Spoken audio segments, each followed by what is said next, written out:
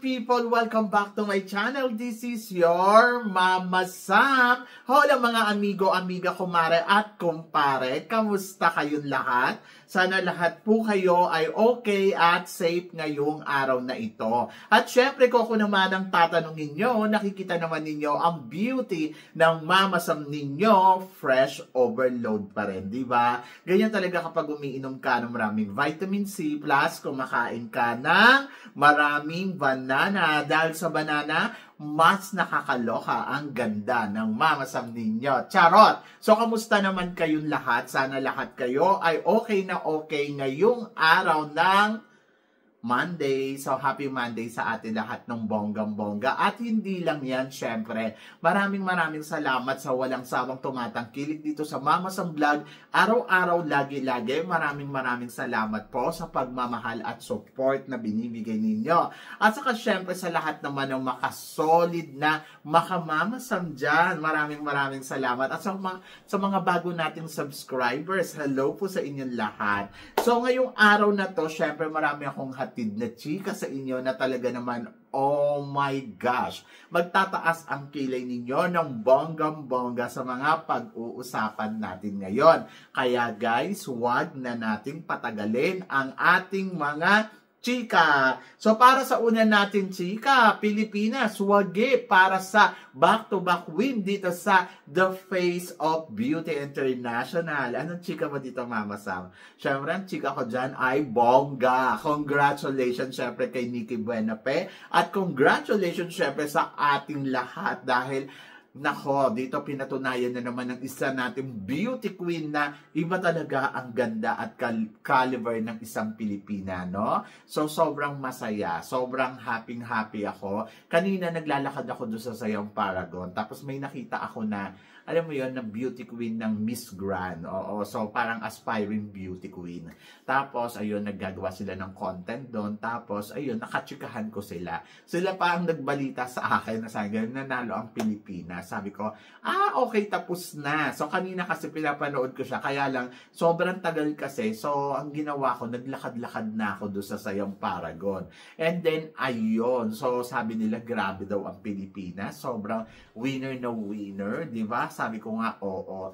Dahil yan sa determinasyon ng mga beauty queen natin, dahil sa target talaga nilang manalo, dahil nandoon na yung alam mo yun, yung gusto talaga natin maiuwi ang corona mula sa international pageant. Yung determinasyon kasi at saka yung work hard combination yan. Kaya congratulations kay Nikki Buenape na talaga naman, oh my gosh, nakaka-proud. At alam ninyo yon na sobrang ang dating sa buong mundo ay grabe, ang empowered talaga ng Pilipinas pagdating sa entablado. At ayun, so sobrang winner tayo, di ba? So yon, congratulations Philippines, and of course, congratulations syempre kay Nikki Buenape, at saka syempre kay Mr. Arnold, di ba? So, isa ka talagang beauty queen the maker. Di ba? So, yan. At para naman sa sumunod natin, chika, Cyril Payumo, umaarangkada ng todo-todo. Yes! So, ito na nga, nag-photoshoot na nga ng swimsuit ang mga kandidata dito sa Miss Charm. At talaga namang masasabi ko, Cyril Payumo, umaarangkada ng bonggang-bongga at talagang binibigay talaga ang 100% para sa laban niya. So, marami nga nagtatanong kung ano ba ang mararating ni Cyril Payumo. Si Annabel McDonald naka-first runner-up. Tapos si Kyla Cutter naka-top 20. Ngayon si Cyril, Mama Sam, ano daw ang tingin ko? Well, ang tingin ko sa kanya, titled. Yan. So, from the beginning pa lang, sabi ko nga, di ba, na parang feeling ko magta-title tong si si Cyril Payumo. And tingnan natin, syempre, basta ang goal natin dyan, maka-top 5 yan, tapos maka-top 3, winner na yan. So, yan. So, basta magtiwala tayo sa proseso nila at alam kong naghanda yan ng bonggang-bongga at magtiwala lang talaga kay Cyril Payumo. Gagawin yan ang lahat ng makakaya niya. Ilalaban niya ang Pilipinas. So, naniniwala ako na magta-title din yan. So, yun, kumpiyansa ako. Diba? So, iba yung ipinapakitang galing eh. Iba yung ipinapakitang lakas. Kaya, Laban. So, yan. Speaking of Miss Charm, sabing ganon, Mama, ano masasabi mo kay Miss Charm Colombia? Parang auntie. Charot. So, yan. Maganda naman siya. Kaya lang parang nakukulangan ako doon sa beauty. Hindi ko makita yung charm. Hindi ko alam kung itong photos lang bang to ang nakita ko na hindi ako nagandahan. Baka naman mamaya maganda siya sa person, di ba?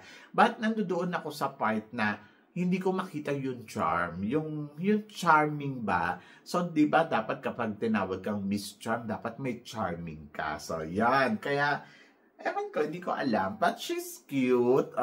Cute naman siya. And then, tingnan natin kung ano mararating ni Miss Colombia, di ba? Ang Colombia ang nanalong Miss International. So, malay natin, mag-back-to-back din sila. So, let's see, di ba? So, ako para sa akin, malakas pa rin yung laban ni Cyril. Ewan ko, basta kumpiyansa ako kay Cyril Payumo at parang feeling ko, oh my gosh, aarangkada to ng todo-todo. Kaya good luck, di ba? And then, para sa sumunod natin, chika, eto nga mga Latina. So, marangkada ng todo-todo ngayong taon na to dahil ang Miss Supranational ay from Brazil. And then, syempre, ang Miss International naman ay from Colombia. At ang Miss Universe naman ay from Mexico. Anong chika mo dito, Mama Sam? Eh di kayo na ang bongga, di ba? So, why not? Oo. So, nagawa na rin naman yan ng Pilipinas na nakuha na natin yung supranational, tapos nakuha natin ang Miss International, tapos nung nakuha pa natin yung Miss World, di ba? 2013 yan. Tapos, minsan, meron tayo nakuha natin ng Miss Universe, tapos nakuha din natin ng Miss Earth. O, di ba? 2015. Tapos, naulit pa nyata. Tapos, alam mo yon, yung kumbaga parang lahat ng mga corona na yan, nakuha na ng Pilipinas. Kumbaga parang, yes, nakakatuwa, at least miski pa paano, nagdominan ang nagdominan ang mga Latinas, and congratulations sa kanila. So ako naman naniniwala naman ako na meron naman silang kakayahan talaga na makakuha talaga ng corona sa international pageant kasi alam naman natin na talaga bongga talaga sila, di ba? But syempre, may Asia din naman. Ang Miss World ay from Thailand, and then ang Miss Grand is from Philippines. So, I hope na sana yung Miss Earth, no? Pero, from Europe na yon. But, yes, dominant ngayon ang Latina pagdating sa Big Six. But, Philippines, always winner. Charot. So, yan. Ganon. Anyway, congratulations, syempre. Ang lakas makalatina ng mga Latina. Latina. O, diba? And then, para sa sumunod natin, chika, Mama Sam, ano naman ang masasabi mo dito? One of the judges is the personal coach of a contestant Miss Universe Canada. So, ito ay wala nang iba kundi si Natalie Glebova. Anong chika mo dito, Mama Sam? Well, ang chika ko dyan ay hindi na bago yan kay Natalie. Ako para sa akin, pagdating kay Natalie, ito yung winner ng Miss Universe na, ewan ko, hindi ko talaga siya hindi ko siya, yung sasabihin mo na, wow, nakita ko si Natalie. Parang ang tingin ko sa kanya, iba. So, yon. Yung nauupo siyang judges, parang laging feeling ko, lagi siyang kontrabida. Kontrabida siya sa Pilipinas. Sana, ito lang ang akin ha. I love Natalie because she is a Miss Universe.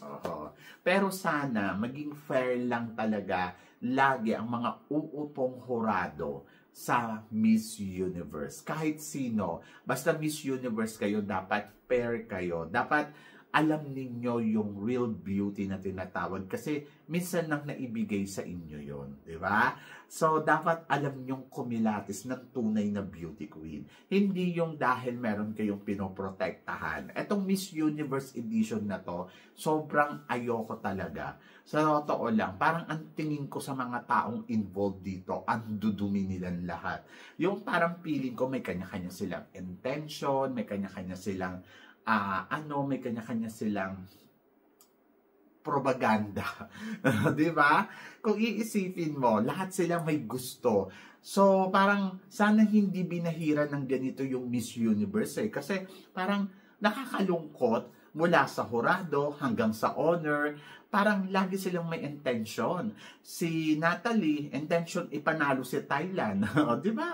Kasi para daw sa kanya, ang winner daw niya si Thailand. Parang kung titignan mo naman, parang talaga ba?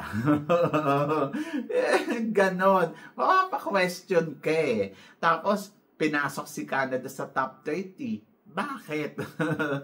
Magaling siya. So, yung mga tipong ganon. Parang nakakaloka, tapos ang malalaman mo siya pala ang nag-training. Di ba? God to opportunity. So, dapat sila, wag na silang umupo ng hurado kung ganyan din lang sila.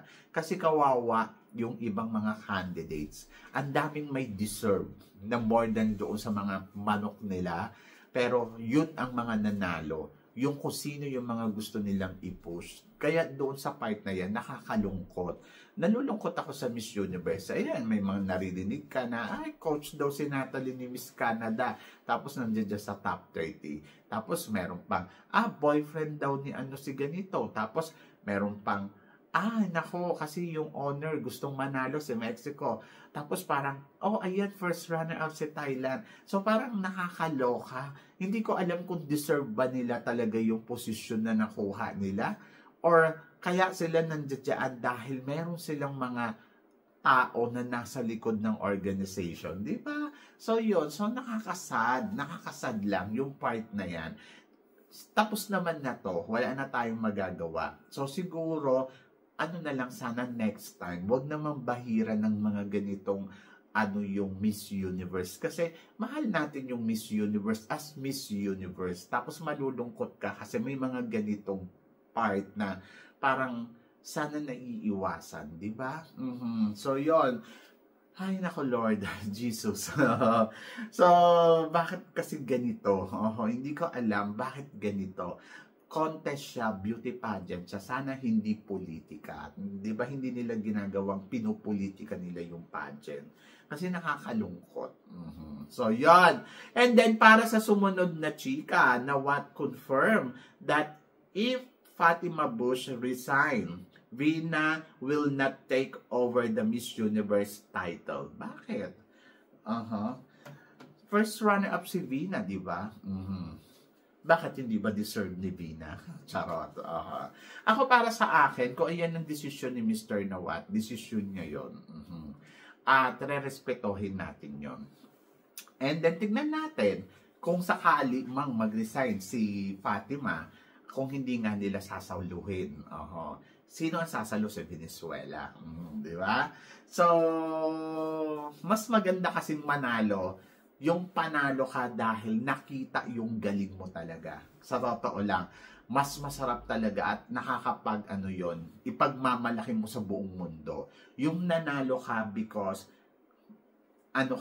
deserve mo talaga. Yung ikaw talaga yung nakitang pinakamagaling sa lahat. Hindi yung nanalo ka dahil merong mga taong nasa likod. Ganon. So ako, para sa akin, kung ayun ang desisyon nila, desisyon nila yon. At wala akong magagawa doon. So, sana lang yung mga desisyon nila, panindigan na lang nila, di ba? So, yon. So, good luck and good luck din kay Fatima. Si Fatima naman hindi naman kailangan mag-resign eh. Kailangan niyang i-prove sa lahat na dapat siyang manatiling Miss Universe at i-prove niya sa atin lahat na dapat siya sa posisyon na kinuha nila, di ba? So, good luck, Fatima. Sabi ng ganun, bakit hindi ba deserve ni Fatima maging Miss Universe? Deserve niya. Bakit hindi?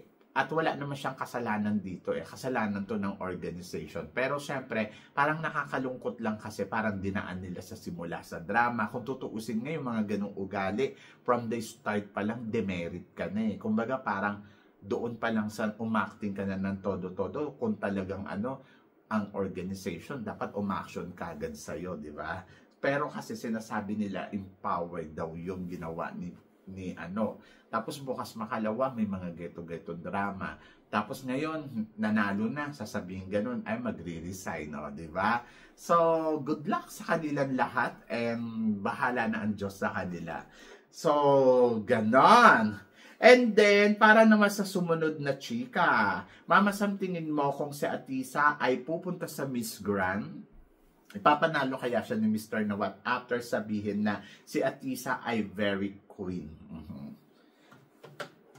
To be honest, sana nakita nila yung galing talaga ni Atisa at ibinigay nila yung the best para kay Atisa.